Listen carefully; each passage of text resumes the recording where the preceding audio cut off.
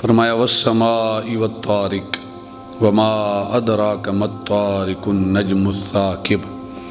فرمایا والسماء والطارق، آسمان کی قسم اور رات کو طلوع ہونے والے ستارے کی قسم۔ والسماء، آسمان کی قسم، والطارق، اور رات کو طلوع ہونے والے ستارے کی قسم۔ وما ادراک ما الطارق، اور آپ کیا سمجھیں، آپ کیا جانیں کہ وہ رات کو طلوع ہونے والا ما الطارق وہ کیا ہے، جو رات کو ستارہ طلوع ہونے والا ہے وہ کیا ہے۔ پھر خود قرآن نے اس کی تشریح کی، فرمایا النجم الثاقب، وہ نہایت روشن ستارہ ہے جو رات کو طلوع ہونے والا ہے۔ والسماء، آسمان کی قسم، والطارق، حدیث مبارکہ ہے کہ جس نے خدا کی ذات کے سوا کسی کی قسم اٹھائی، یعنی زمین کی، آسمان کی، چاند ستاروں کی، جس طرح ہم اکثر کہتے ہیں کہ ماں باپ کی قسم، حالانکہ یہ کوئی بھی قسم شریعت میں جائز نہیں ہے۔ قسم صرف اللہ کے نام کی ہے، اللہ کے نام کے سوا کوئی قسم جائز نہیں ہے۔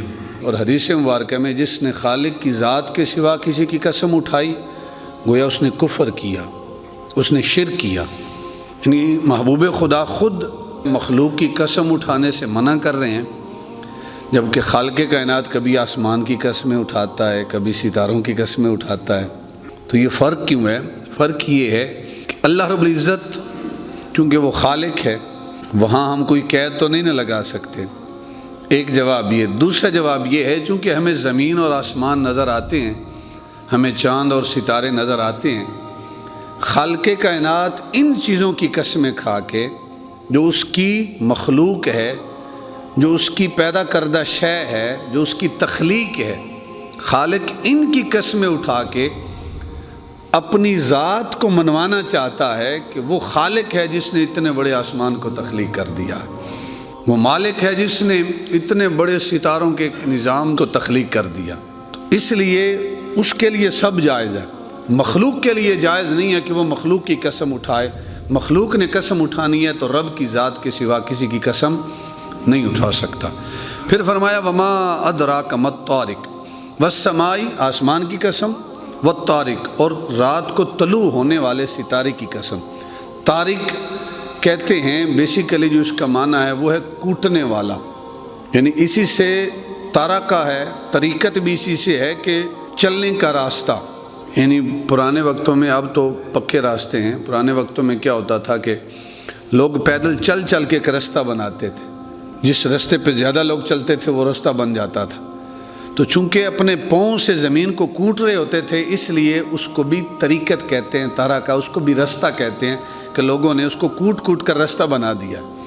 اور اسی طرح جو رات کو مسافر گھر واپس آتا ہے، یا رات کو مسافر کوئی بھی کسی کی دہلیز پہ جاتا ہے، اس کو بھی طارق کہتے ہیں۔ کیوں؟ اس لیے کہ جس گھر میں اس نے جانا ہے وہ گھر والے تو رات کو سو رہے ہوتے ہیں، تو یہ رات کو جا کر دروازے پہ دستک دیتا ہے، کوٹتا ہے ان کے دروازے کو، اس وجہ سے رات کو آنے والے کو بھی طارق کہا گیا۔ پھر ارشاد فرمایا وما ادراک ما الطارق، آپ کیا سمجھیں کہ وہ رات کو طلوع ہونے والا کیا ہے؟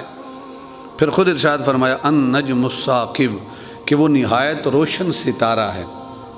ثاقب کہتے ہیں سوراخ کو، رات کا اندھیرا چھا جاتا ہے نا، تو اندھیرا ایک قسم کا ایک غلاف ہے، اور پھر جب ستارہ طلوع ہوتا ہے نا تو ستارہ اس اندھیرے کے اندر سوراخ کر کے گویا ہم تک اس کی روشنی پہنچتی ہے، اس وجہ سے اس کو ثاقب کہا۔